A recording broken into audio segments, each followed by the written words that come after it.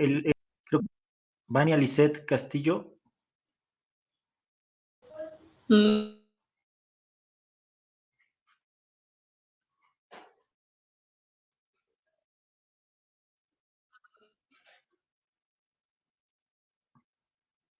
¿Vania?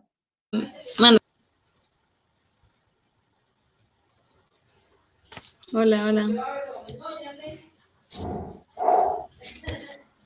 Es que no funciona.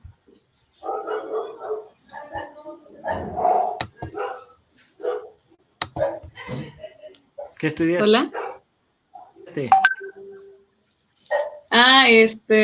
Pues empecé a leer lo del eje hipotálamo-hipófisis.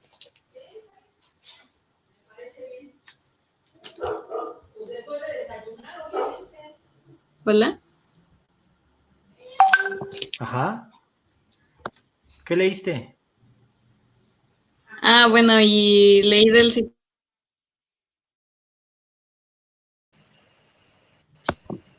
¿Qué leí?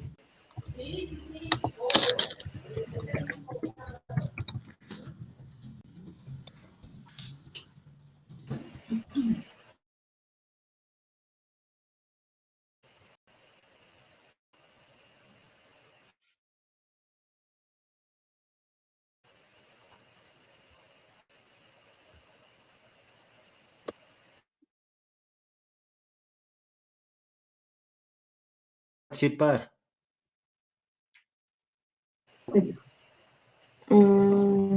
Yo, doctor.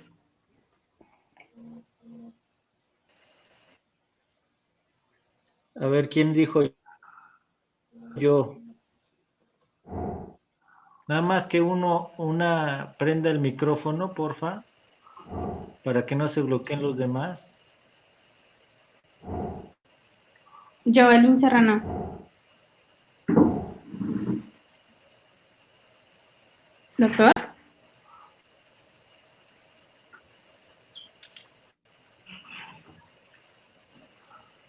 Doctor, ¿sí me escucha? ¿Quién es? Aline Serrano Galicia. Sí, te escucho. ¿Quién? Bueno, Aline Serrano Galicia. Perfecto, Aline, a ver, que te escuchamos.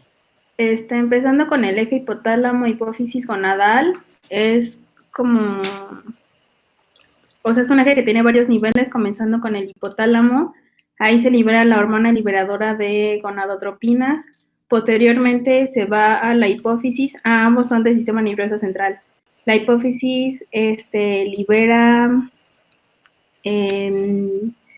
LT y FSH para que ya vaya en este caso las gónadas son los ovarios del sistema reproductor femenino.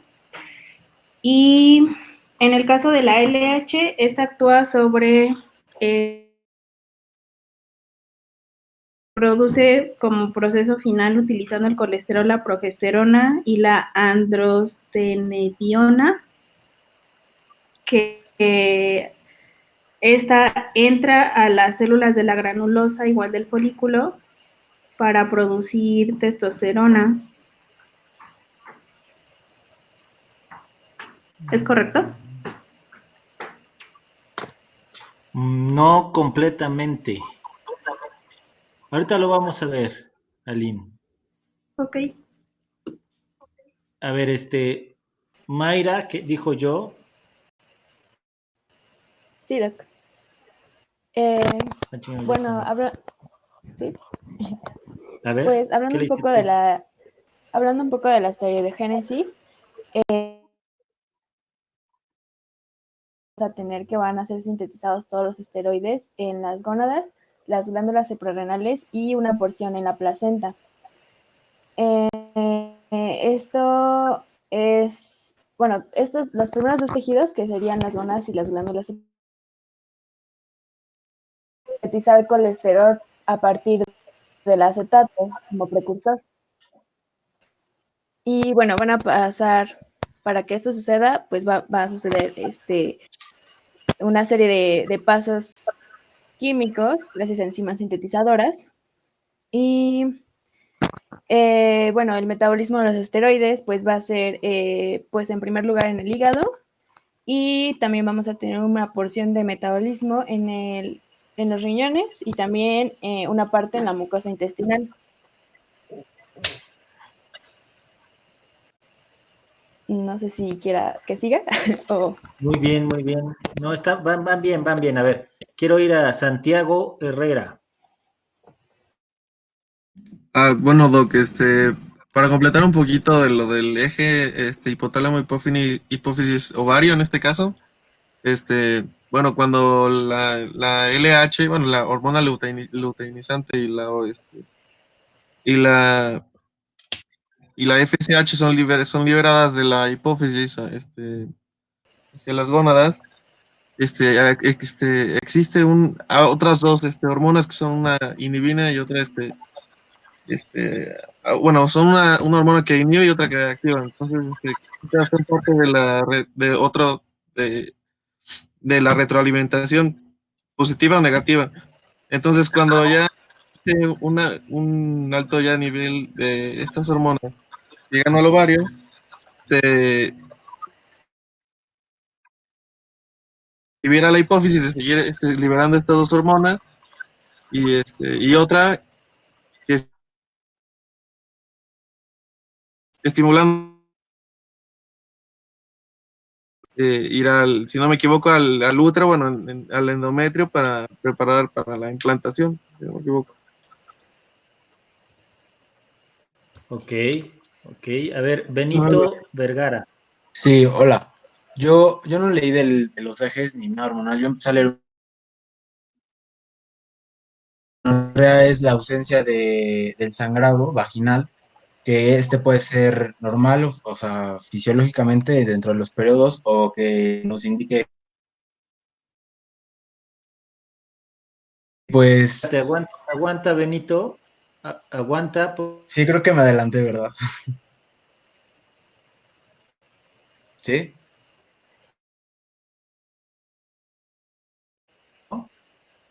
A Ok, ver, sí, perdón. José Roberto Castro.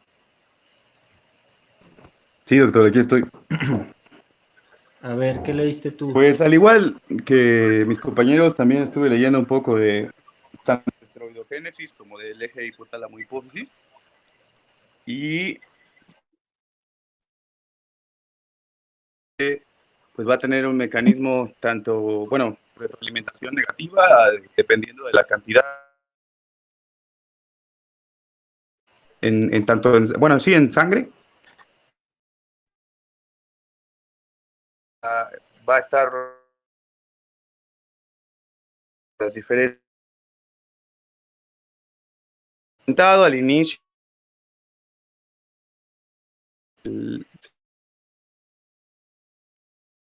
finas y posteriormente a nivel de la hipófisis, la FSH y la LH, que van a tener como objetivo llegar al ovario para poder hacer su...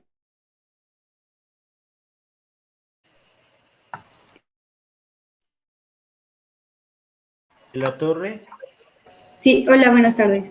Y bueno, ya para complementar, ya llega al ovario y aquí es donde esteroidogénesis. Y bueno, aquí se van a dar en las células de la teca interna y en las células de la granulosa. En las células de la teca interna vamos a tener receptores para colesterol, para LDL y LH, y en las de la granulosa vamos a tener receptores para FSH. Y bueno, ya va a entrar el colesterol a las células de la teca interna. El colesterol se va a convertir en pregnenolona, que va a ser como el principal metabolito del colesterol.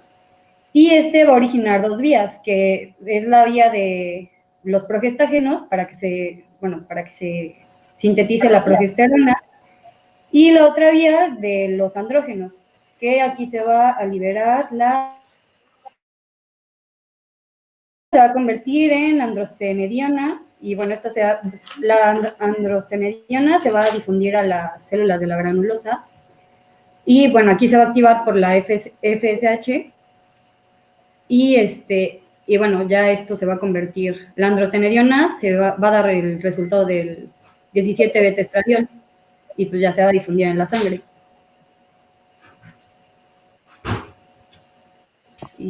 Muy bien, excelente. A ver, Karina Pérez, jurado. Soy yo. Buenas tardes. Buenas Pues tardes. es bastante, bueno, sí es similar a lo que mencionaba la compañera, era lo que usted nos pidió leer también, que era sobre la teoría de las dos células, también estuve leyendo un poquito de eso, que bueno, fueron dos científicos en el año de 1975 en esta teoría en la cual nos habla de que pues la creación de todas estas hormonas que ya mencionaron es un proceso de cooperación que ocurre entre células que se encuentran en la granulosa, como la mencionó la compañera, todo empieza a partir del colesterol, que bueno, va a estimular a células de la teca, perdón, que estimula la desmolasa, que es una enzima que se encuentra en las células de la teca. Esa se transforma propiamente en lo que es pregnolona, que mediante diferentes procesos, como la hidroxilación, se transforma. Esta ingresa a lo que son las células ya de la granulosa.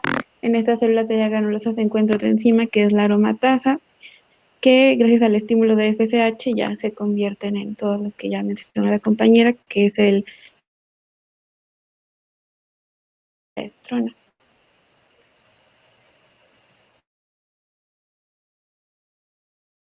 Ahorita lo vamos a ver. David. Lelo. Ah, sí, sí, aquí. Antes que, bueno, yo quisiera comenzar hablando de aspectos generales de las hormonas porque considero que son muy importantes para entender el ciclo. Entonces, una hormona va a ser una sustancia que se va a producir en un tejido y esta sustancia se va a liberar al torrente y puede estar en dos formas, libre o fijada.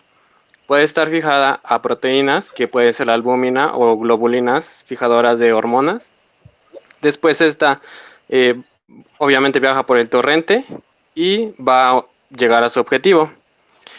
Al igual que se asocia con los neurotransmisores, se dice que estos van a ser un medio de comunicación. Entonces, ya que llegan a su objetivo, estos se van a comunicar a través de varias vías. Tenemos una comunicación paracrina, que es donde la célula va a ejercer sus efectos en una célula que está contigua. O la comunicación autócrina, en donde, bueno, los receptores de la célula.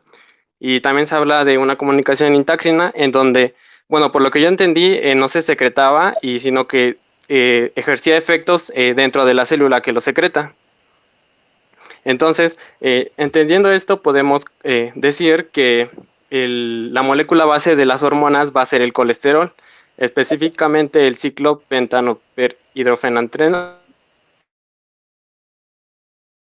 Para la creación de las hormonas van a intervenir varias enzimas. Las hormonas tienen diversas características u hormonas peptídicas, y esto es muy importante entenderlo porque en el eje hipotálamo-hipófisis hay diferentes hormonas que son de diferente naturaleza. Habíamos comentado, y pues van a realizar su función, y se asocia principalmente a la regulación mensajero. Y por otro lado tenemos las hormonas peptídicas, que estas principalmente van a ejercer sus efectos sobre la membrana celular. Entendiendo esto, podemos clasificar las hormonas que intervienen en el eje, que van a ser las hormonas peptídicas, que pueden ser la LH o la FSH, y las hormonas esteroideas, que van a ser, dependiendo del número de carbonos que tengan, podemos tener que de 21 carbonos, que van a ser los progestágenos, de 19 carbonos los andrógenos y de 18 carbonos los estrógenos.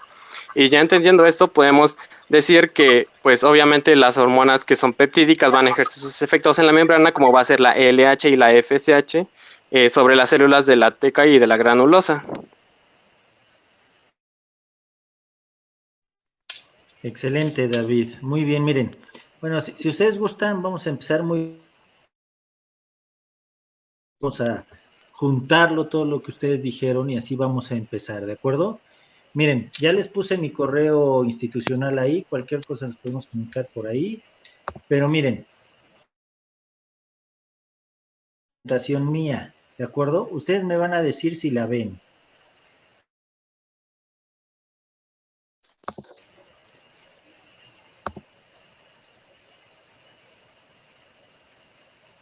Sí, Doc, sí se ve. ¿La ven? Sí. Sí.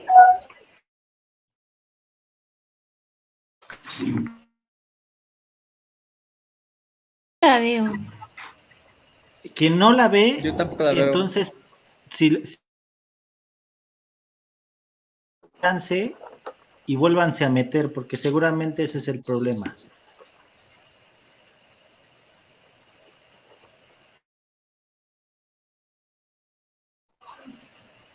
Sí, Doc. Sí, Ok. Doc.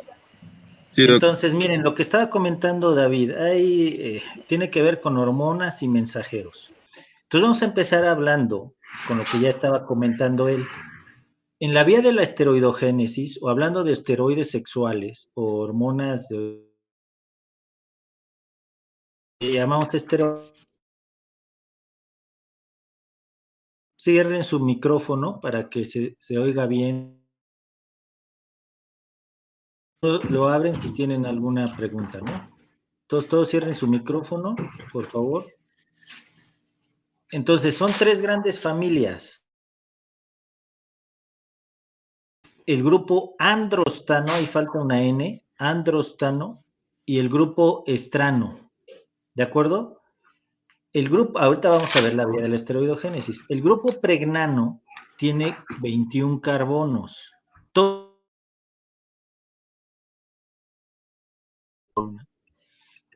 Tienen 21 carbonos. El grupo androstano son todos los andrógenos, donde testosterona. Y todos ellos tienen 19 carbonos. El grupo estrano, que es la vía final de la esteroidogénesis en el ovario, para producir el más importante estrógeno, que es el estradiol.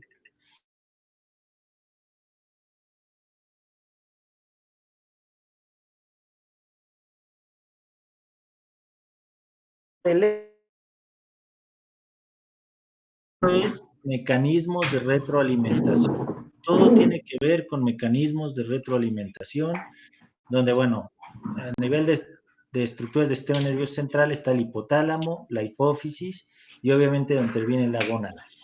Pero lo vamos a mejor ver acá. En general, en el hipotálamo se produce liberadora de gonadotropinas, o por sus siglas es GNRH, hormona liberadora de gonadotropinas. El hipotálamo, a través de esta hormona, estimula a la porción anterior de hipófisis, o la adenohipófisis, para producir gonadotropinas. Las gonadotropinas son la hormona folículo estimulante y la hormona luteinizante, o FSH y LH. La FSH, como su nombre lo dice, hormona folículo estimulante, estimula en el ovario a que se desarrolle. ¿De acuerdo? Ahorita vamos a ver lo de los folículos y la teoría bicelular. Y gracias a esa teoría bicelular, lo que ocurre en el ovario, en la gónada, es que en el endometrio, como comentaban ustedes, empieza a proliferar el endometrio porque se producen estrógenos en ese folículo en crecimiento, en las células de la granulosa. Se producen estrógenos y el endometrio empieza a proliferar. ¿Sale?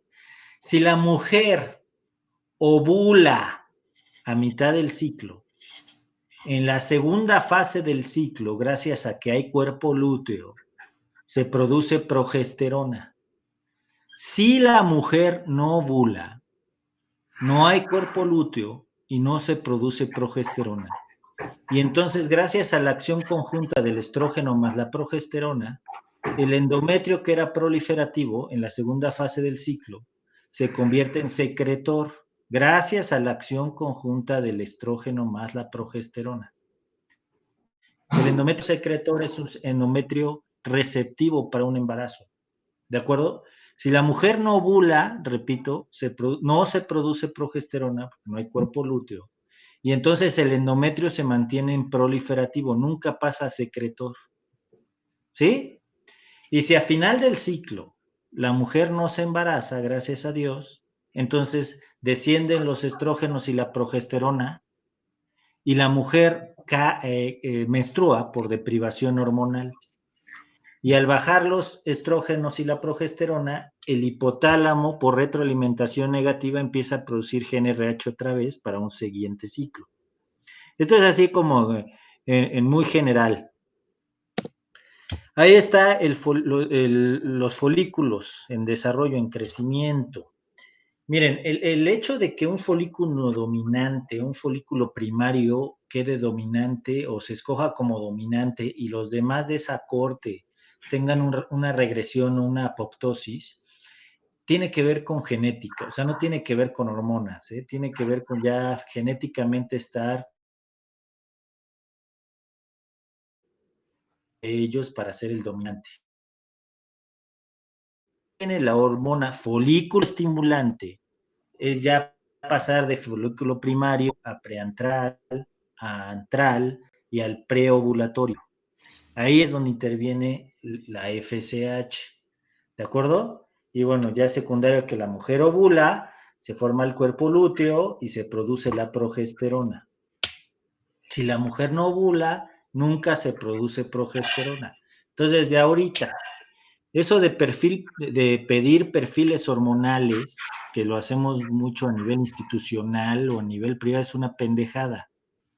Y ahorita lo vamos a ver por qué. Porque no podemos pedir progesterona en primera mitad del ciclo o en primera fase del ciclo, porque ya sabemos cómo va a salir en ceros. Y no podemos pedir FSH en segunda mitad del ciclo. FSH en segunda mitad. LH también hay que pedirle en época particular, etcétera, de acuerdo a los ciclos de cada mujer. Tiempo, sea en primera o... Bueno, no hacemos gastar a la mujer o a la institución, y vienen todas las estrógenos totales, prolactina, en esos...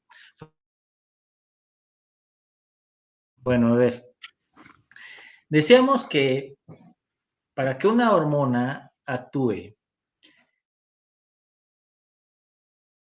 o un órgano especializado, como ustedes ya decían, tiene que haber secreción, producción, donde intervienen enzimas. Vamos a ver las que intervienen en la vía de la esteroidogénesis a nivel... Yo, y ya ustedes comentaban, que para que vean la potencia, 98-99% de todo el estradiol que produce el folículo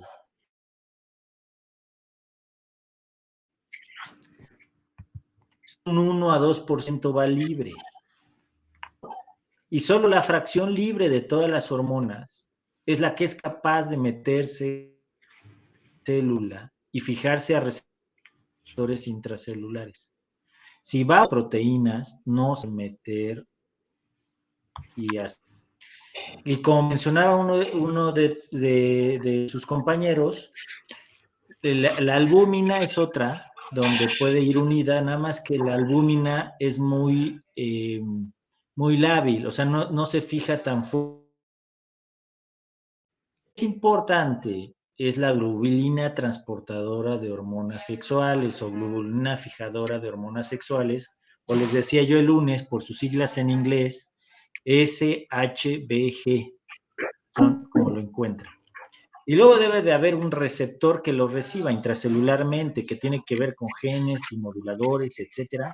Y bueno, después su conjugación y su excreción, que principalmente es a través de hígado y riñón.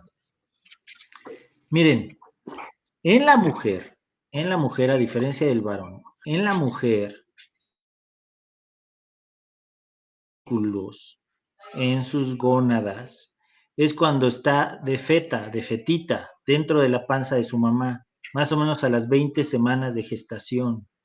Tiene entre 5 a 7 millones de folículos, ahí lo ven en la gráfica.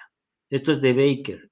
Miren, 5 a 7 millones de folículos la fetita femenina, tiene esos folículos. Cuando ya nace, más o menos tiene de 1 a 2 millones de folículos.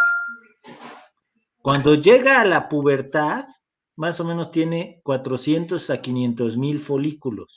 Y de ahí para abajo, hasta que llega a la menopausia, que es un umbral crítico, ya veremos menopausia, cuando llega a 1000 folículos y la mujer deja de menstruar, cae en menopausia. O sea, en la mujer siempre van perdiendo folículos, nunca se van ganando, a diferencia de en el varón, que la espermatogénesis es completamente diferente. En la mujer, entonces cuando tienen más millones de folículos o más cantidad de folículos, es cuando todavía está dentro de la panza de la mamá, a las 20 semanas de gestación, de 5 a 7 millones. Cuando nace ya nada más tiene de 1 a 2 millones de folículos. Cuando llega a la pubertad, 400 mil a 500 mil folículos, y de ahí se van perdiendo en cada ciclo menstrual, hasta que llega a la menopausia, a un umbral crítico de 1000 folículos, y la mujer deja de menstruar. Ahí está el folículo primordial, el folículo preantral, el antral y el preovulatorio con sus tamaños, hasta llegar a ese tamaño de más o menos 20 milímetros. Y vean, y esto está basado, se los paso, por la cuestión de la teoría bicelular. Vean las dos células, es las células de la teca y las células de la granulosa. ¿Dónde están las células de la teca y dónde están las células de la granulosa? Lo ven mejor en el folículo preovulatorio. Y vean, ahí está esquematizado la teoría bicelular. Está esquematizado. O sea, es lo que pasa en las células que ya les presenté. Miren, las células de la teca y las células de la granulosa. Esquematizado es lo que pasa, ya decía una de sus compañeras. Esta teoría bicelular la propuso por primera vez un cuate que se apellidaba Falk, más o menos en los 50, casi terminados los 50 o inicio de los 60. Y tiene que ver con esas dos células, y también ya mencionaba la doctora las otras dos células, que son las gonadotropinas, la LH y la FSH. Y vean, lo que dijo este cuate es que las células de la teca es donde empieza la esteroidogénesis, gracias a que tiene receptores a hormona luteinizante, a LH.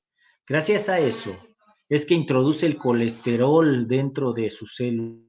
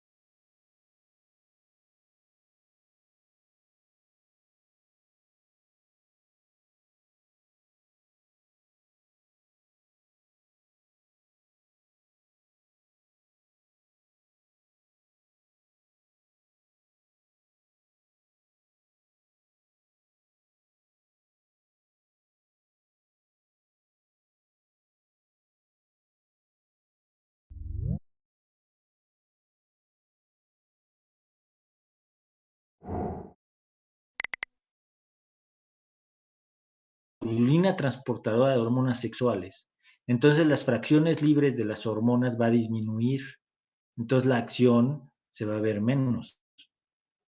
O si tapamos, o al revés. Si nosotros hacemos con algún medicamento que disminuya la producción a nivel hepático de la globulina transportadora de hormonas sexuales, entonces las fracciones de las hormonas de todas va a aumentar. Entonces a la mujer se va a notar lo que les decía de la testosterona. Con un 1% de testosterona que aumente libre en sangre, a la mujer se le va a notar. Va a empezar con acné, puede empezar con hirsutismo, puede empezar en ovulación, puede caer en amenorrea, puede aumentar de peso, se alteran las lipoproteínas de baja densidad, bueno, también las de alta densidad, pero ahí bajan, el colesterol, los triglicéridos, bueno, lo vamos viendo, ¿de acuerdo? Ahora, hubo un autor hace muchos años que se apellidaba Nobel, que era medio ojete el güey, pero hizo un experimento o unos experimentos muy padres para entender los mecanismos de retroalimentación que ocurren en la mujer. Vean lo que hizo.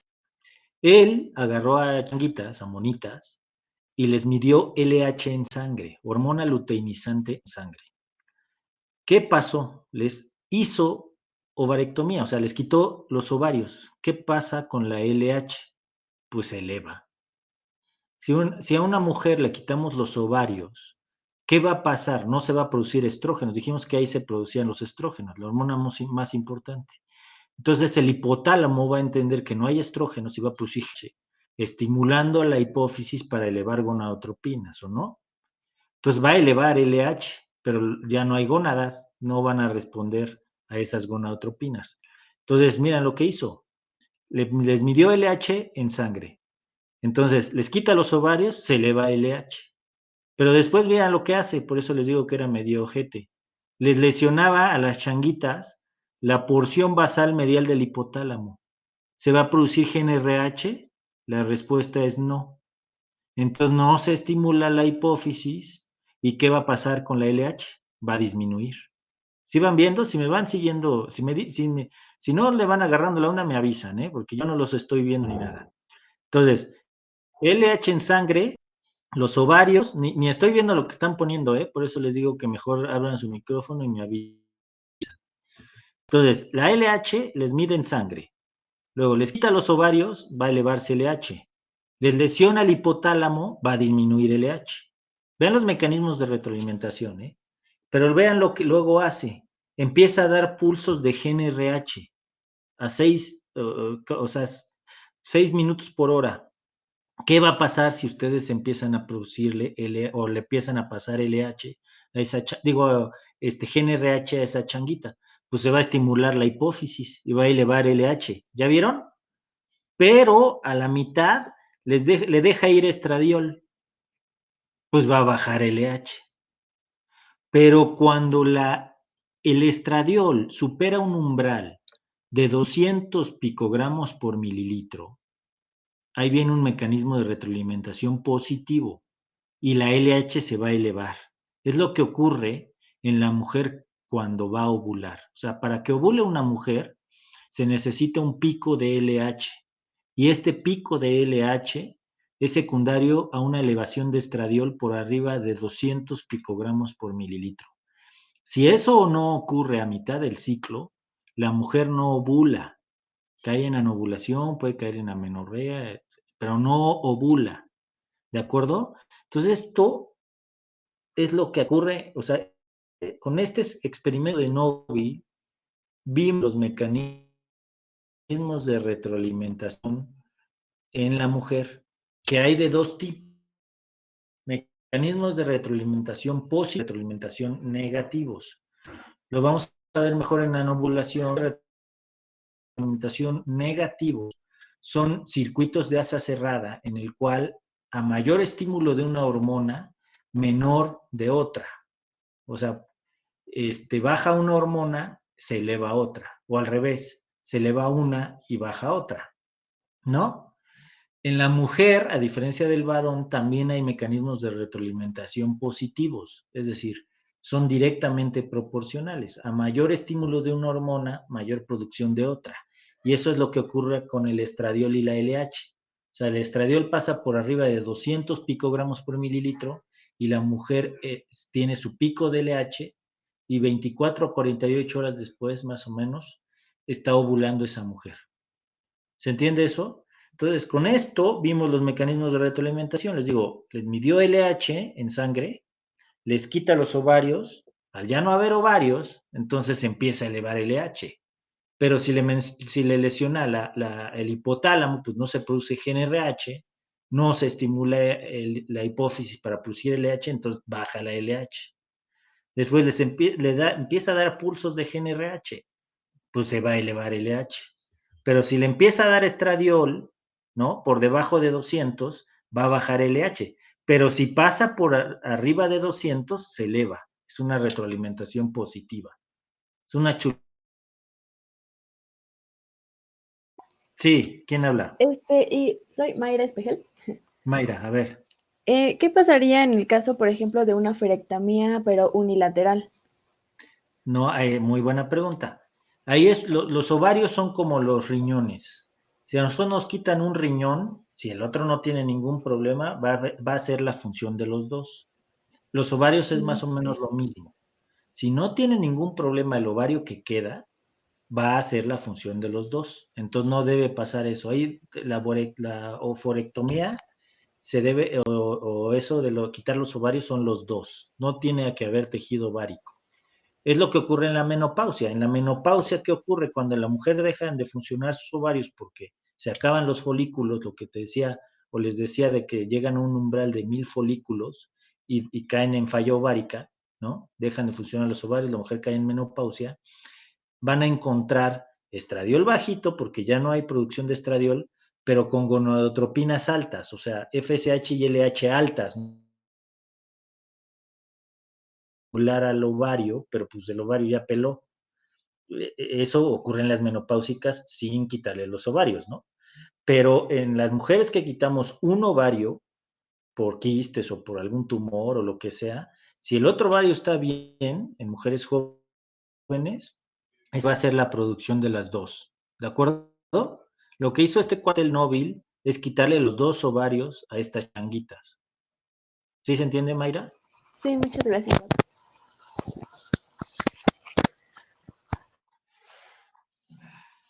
¿Sí se entendió? Sí, Doc, muchas gracias. ¿Sí Ok. se escucha? Y después Sí. le lesionaba el hipotálamo. Y entonces, como ya no hay producción de GnRH, pues la hipófisis no responde, entonces bajaba LH. O sea, sí se entienden estos mecanismos de retroalimentación. Miren, lo vamos a ver mejor aquí. Ahí está miren, esto son lo que ocurre en una mujer que ovula y menstrua cíclicamente. Vean, esta es una chulada de gráfica.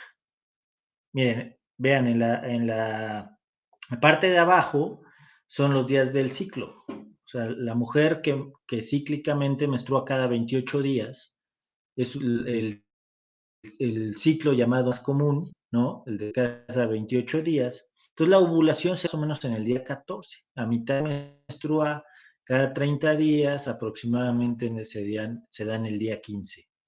Pero vean, y obviamente a su izquierda, o en el lado izquierdo de la pantalla, están cómo se miden las hormonas, bueno, de acuerdo a la hormona. Por ejemplo, hormona folículo estimulante, hormona luteinizante, las gonadotropinas, se miden en unidades internacionales por litro. El estradiol, les decía yo que se mide en picogramos por mililitro. Y la progesterona y la 17-hidroxiprogesterona se miden en nanogramos por mililitro. Entonces vean los mecanismos de retroalimentación. Aquí empieza a partir del segundo día del ciclo, está menstruando la mujer. ¿Qué pasa con la FSH, hormona folículo estimulante? Se empieza a elevar, ¿no? O sea, está elevándose. Secundario a que hay aumento de FSH, es que lo vimos, o lo platicamos así muy rápido, crece un folículo dentro de la gónada, hormona folículo estimulante. se lleva a cabo la teorular y gracias a que hay andrógenos que se producen en las células de la teca, es que difunden a las células de la granulosa. Y células de la granulosa, gracias a que hay receptores a FSH y que hay aromatasa, es que convierten al estradiol. Y entonces empieza a elevar el estradiol. ¿Y qué pasa, qué pasa como mecanismo de retroalimentación negativo con la FSH? Empieza a bajar. Es una chulada. Y más o menos en el día 10, 12 del ciclo, secundario a que el estradiol supera los 200 picogramos por mililitro, es que viene el mecanismo de retroalimentación más importante de la mujer. Positivo. O sea, hay un pico de estradiol y vean el pico de LH, que ya ni se ve el pinche pico, se fue a la chingada. Miren, estradiol arriba de 200 picogramos, viene el pico de LH. Gracias a este pico de LH, secundario que hubo un pico de estradiol, es que la mujer ovula 24 a 48 horas después de este pico de LH más o menos. Y vean, es lo que les digo. Gracias a que la mujer ovuló y que hay cuerpo lúteo, es que en la segunda parte del ciclo se produce la progesterona. Ya la vieron. Junto con el estradiol, es que convierten el endometrio proliferativo de la primera fase del ciclo a una fase secretora, que es la segunda fase del ciclo endometrial. Gracias a la acción de la progesterona, no hay el endometrio no pasa de proliferativo a secretor. ¿De acuerdo? Y es lo que les decía, más o menos el día de 26, 27. Si no hay embarazo, entonces caen la progesterona y el estradiol en forma brusca, la mujer menstrua por deprivación hormonal, ¿y qué pasa con el hipotálamo? Empieza a producir GnRH para un siguiente ciclo y estimular a la adenohipófisis a producir FSH y LH y que crezca otro folículo. ¿Sí se Una pregunta. Son mecanismos de retroalimentación. Vean, esto es lo que ocurre si la mujer se embaraza. O sea, se dan mecanismos de retroalimentación, pero la progesterona nunca cae si la mujer se embaraza, secundario y hormona gonotrofina coriónica. Entonces nunca hay descenso de la progesterona, el estradiol también empieza a subir y entonces se mantiene embarazo gracias a la hormona gonotrofina coriónica las primeras semanas de gestación y después ya lo toma la progesterona para el mantenimiento del embarazo. Y junto con otras, ¿no? La prolactina, el lactógeno placentario, etcétera. Pero esto es lo que ocurre en una mujer si se embaraza. En una mujer que no se embaraza, esto es lo que debe ocurrir. ¿Qué pasa en la mujer anovuladora? Que no hay mecanismos de retroalimentación. Se pierden estos mecanismos de retroalimentación. Lo vamos a ver después cuando veamos anovulación. A ver, mira, ya se nos fue la hora en chinga, estuvo. A ver, maestros. Una pregunta. ¿Tienen alguna duda? Ja, a ver. El pico de FSH, ¿a qué se debe? Ya que, bueno, es una retroalimentación negativa, pero ahí hay un pico tanto en la embarazada como en la no embarazada. ¿A qué se debe que haya ese pico si está en una retroalimentación negativa? Para que se eleve el estradiol. Para que se eleve más, pues arriba de 200 picogramos. Esa es la finalidad de la FSH en la teoría bicelular, en las células de la granulosa. ¿Sí se entiende? ¿Quién preguntó? Yo, José Raúl. Ajá, José Raúl, mira, te digo que en un principio sube para empezar a elevar el estradiol. Una vez que sube el estradiol, baja, ¿no? Como retroalimentación negativa. Pero acercándose a mitad del ciclo, donde tiene que subir el estradiol por arriba de 200 picogramos por mililitro, se vuelve a elevar FSH. ¿De acuerdo?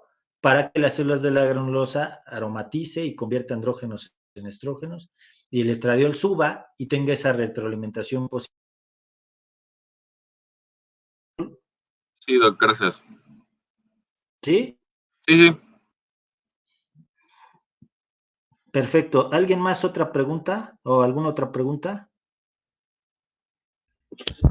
Yo, doctor, bueno, bueno, rápido, por ejemplo, en un mes, no sé si sea un ovario y al otro mes sea el ovario distinto, o sea, como que uno y uno, no sé Sí, si, ¿sí? sí, sí. Eso es lo que normalmente ocurre en una mujer que tiene los dos ovarios, que se van, Ok, eh, o sea, dice uno y uno, uno y uno. Pero repito, si uno le quitan uno, el otro agarra la función de los dos y ya se echa todo el trabajo encima, ¿eh? No es que un mes se quede huevón y el otro sí le entre, o sea, no, o sea, le entra, o sea, ya se queda a cargo de todo. ok, O sea, si está bien, pues, si no tiene ningún problema. sí, bueno, gracias. Yo tengo una duda también. A ver, Y por lo tanto, la menopausia va a llegar más pronto, ¿no? Porque no, está, ¿no? si le quitamos un ovario, Ajá. no. Antes se pensaba que sí, pero ya ahorita se sabe que no. Lo vamos a ver. Mira, por ejemplo, hay muchos mitos que, por ejemplo, bueno, había, ahorita a lo mejor todavía los pueden tener, que por ejemplo, las mujeres que empezaban antes a menstruar, terminaban antes, o que las mujeres que empezaban después, ya más grandecitas, terminaban después. Pues ninguno de esas cosas es real. Lo vamos a ver cuando veamos menopausia, pero ninguna de esas cosas es real, depende de otros factores, ¿eh? Ah, ok, muchas gracias. De nada, maestrazo. A ver, ¿quién más? ¿Preguntas hasta acá?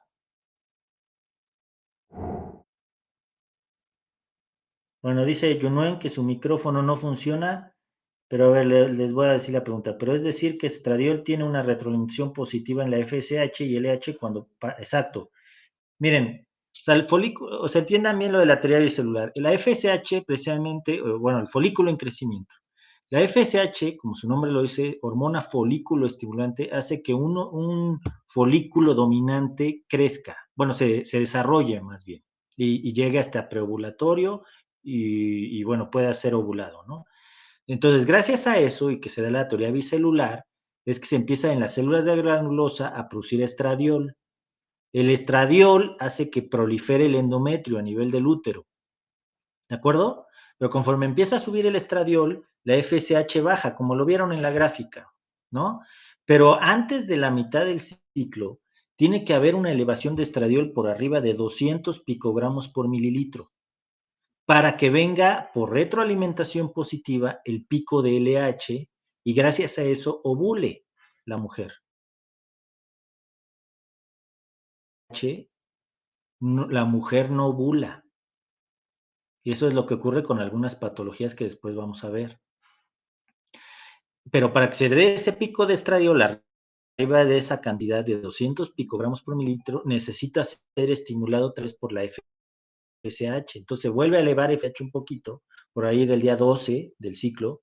Viene el pico de estradiol arriba de 200 picogramos por mililitro por retroalimentación positiva, que lo demostró Nobel en su experimento con las changuitas. Viene el pico de LH y la mujer ovula. Y gracias a que hay cuerpo lúteo, entonces se produce progesterona. ¿Sí? ¿Se entiende, Junuen?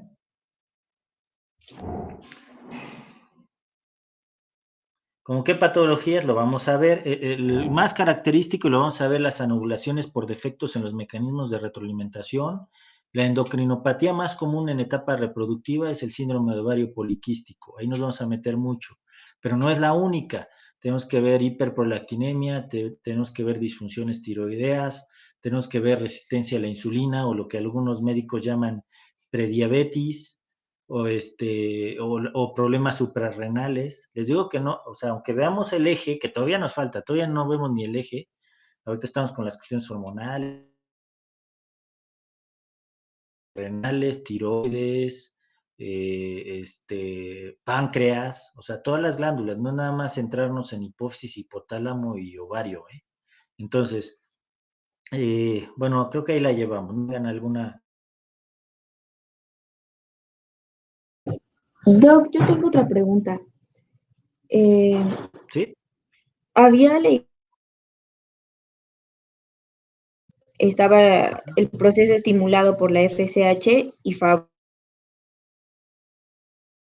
células de la granulosa y que se aromatizaban en las células de la teca y que por No, el contrario en la fase lútea decía que no. se que los andrógenos se aromatizaban, o sea, de la célula teca ahora para la granulosa.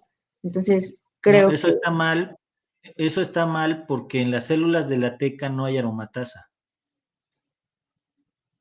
Ah, ok, ¿Sí se correcto. entiende?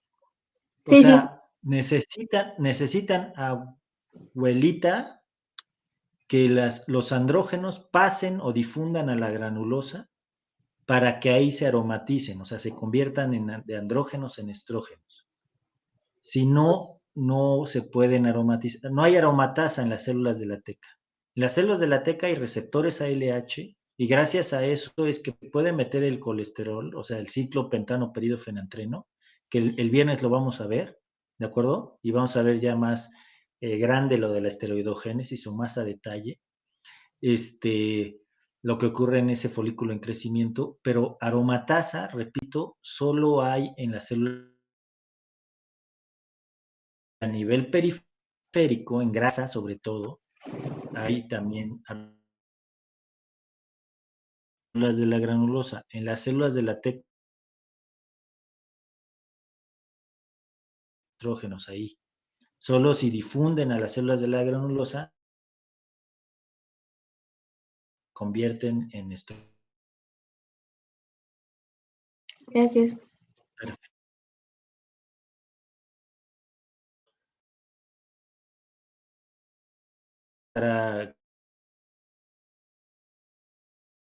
Y sigan leyendo y les digo, nos metemos bien a la esteroidogénesis para que quede bien claro y ya vemos propiamente el eje. ¿De acuerdo? Sí, Doc, muchas gracias. Muchas gracias. Sí, doctor, gracias. Sí, doctor, Bien, gracias. mis doctores, no dejen de leer, ¿eh? Entonces No. nos conectamos el viernes, por favor.